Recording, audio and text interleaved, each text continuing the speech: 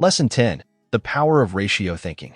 In today's thought-provoking discussion, we're going to rewire your perspective on wealth, money, and your future. We'll dive into a transformative way of thinking centered around your perception of time.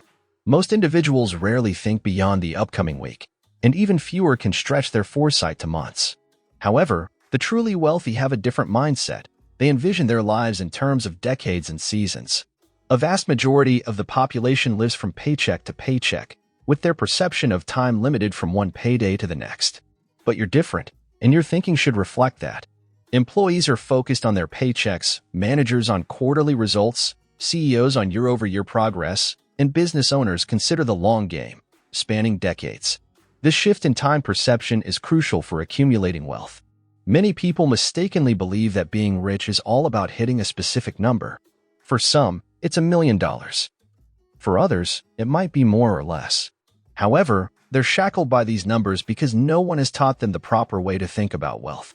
In reality, being rich is about the ratio between the money you earn and the cost of living your life. Your primary goal should be discovering genuine ways to amplify the multiplier between your earnings and your expenses.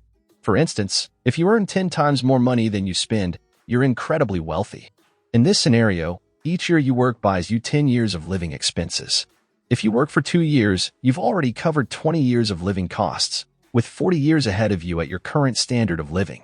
This astounding ratio between earnings and spending can be achieved either by significantly reducing your living expenses while maintaining decent earnings, or by keeping your living costs at a manageable level and exponentially increasing your income. Once you're able to afford all the luxury items you couldn't have before, their allure and power wane. It was the desire and conquest that imbued these items with significance. Now, your focus is on quality and comfort. Let's illustrate this concept using ratio thinking. Consider the cost of food for an entire year, 2 meals a day for 365 days, totaling 730 meals. Based on your lifestyle and the cost of a meal where you live, calculate your annual food expenses. For example, at $10 per meal, it would be $7,300, and at $20 per meal, it would be $14,600. Now, let's shift your perspective. If last month you made $14,600, you've officially covered your food expenses for the next year. Start thinking in 12-month batches. What's your monthly rent? At $500 a month, that's $6,000 per year. At $1,000, it's $12,000. Many landlords would rather receive annual payments instead of monthly installments and may offer a 20% discount for paying a year's rent upfront. That's 3 months of rent-free living. Adopt this mindset when negotiating rent and other expenses.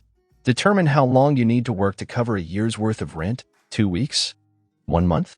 3 months? You have a limited amount of time each year, so it's essential to understand your earning power and allocate that money wisely.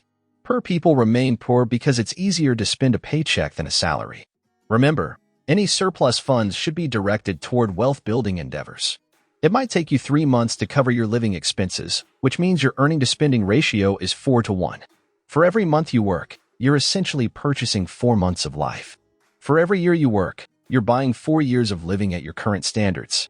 For the lower and middle classes, the ratio is between 1-to-1 and 3-to-1, while the upper middle class enjoys a 3-to-5 ratio. Wealthy individuals boast a minimum 10-to-1 ratio. In just 4 years, these affluent people can earn as much as someone else does in their entire lifetime. Of course, you could squander your earnings, as some high-income celebrities or professional athletes do. Take Floyd Mayweather, for example, who earns $30 million per fight and participates in 1 or 2 fights per year. Yet, he spends extravagantly on cars and other luxury items. Although rich, Mayweather isn't genuinely wealthy. His low ratio means he enjoys a lavish lifestyle but doesn't earn money while he sleeps. Nothing in his life generates the kind of income needed to maintain his lifestyle, so he's reliant on his ability to fight even as he ages. This is the trap you must avoid. True financial freedom occurs when you realize you've earned enough to cover your lifestyle for the years you have left, and any additional income serves as insurance for stability. That's when you start investing in assets, which, in turn, can gradually improve your lifestyle, not the other way around. If you're tempted by frivolous purchases, acquire an asset that generates the funds needed for such items. Let your assets buy that expensive car or luxury vacation for you. Poor people spend the money they earn, using it to buy things, while rich people work to invest that money and live off the returns. This lesson will revolutionize your perception of earning and spending, altering the course of your life. Years from now, you'll look back on this moment as the turning point when your understanding of money was elevated. Start thinking in terms of ratios. Determine how much work is necessary to cover your lifestyle for years in advance, and once you've achieved that, use the extra income to acquire assets that allow you to enhance your lifestyle. That's when you become truly wealthy. Take some time today to reflect on what you've learned. Pat yourself on the back, as you're likely one of the few people in your city with this mindset. This new perspective will be a game changer for you. In our next discussion, we'll explore the most common investment strategies people use to build wealth.